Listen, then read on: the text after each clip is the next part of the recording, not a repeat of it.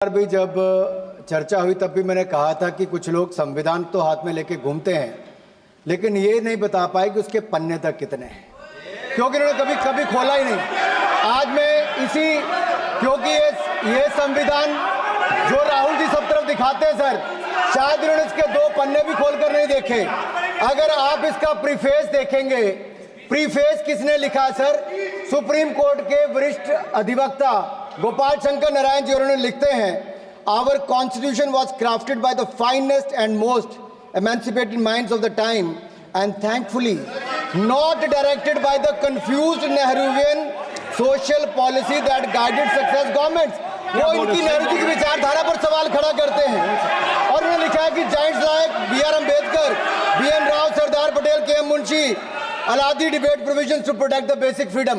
उन्होंने श्रेय दिया है तो अम्बेडकर जी को, सरदार पटेल और आगे। सर इसके अगले पन्ने पे क्या लिखते हैं Gopal Shankar Narayan?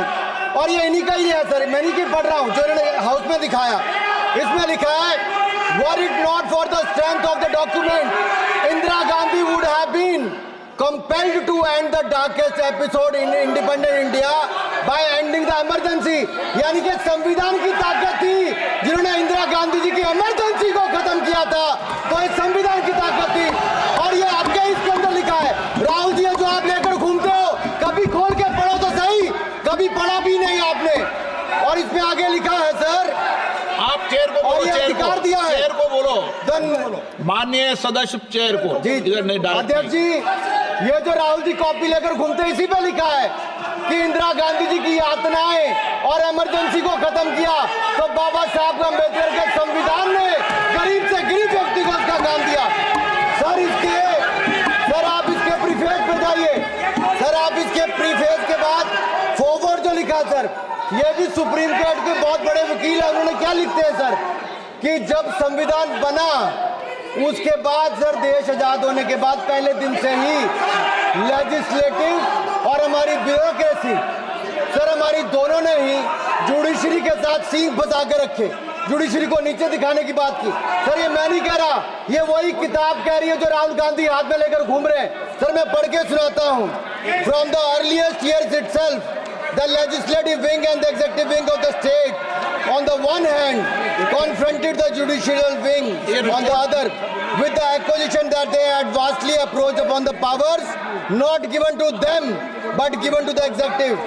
The then law minister on 28 October 1976 issued a strident warning to the judges of the Supreme Court and I quote, sir मैं quote कर रहा हूँ, an atmosphere of the confrontation was sought to be created by those whose duty it was to see that they did not encroach upon the field which did not legitimately belong to them। Nothing should be left undone now to ensure that such a situation did not recur। If even after the amendments confrontation continues, then I think it will be a bad day for the judiciary। ये कौन कह रहा है? उस समय के law minister कह रहे हैं। और क्या कहते हैं sir again, we are trying to save them from the temptation to intrude into the powers which do not belong to them। What we are doing today is not to save the people from the judges। ये कह रहे हैं, we are trying not to save the people from the judges but really enabling the judges to save them from themselves। This was said during the emergency which hit the nation like tsunami and brought about the realization the constitution could not be subverted। Sir अगर ये संविधान जो बाबा साहब अम्बेडकर ने दिया उसी ने देश को बचाया।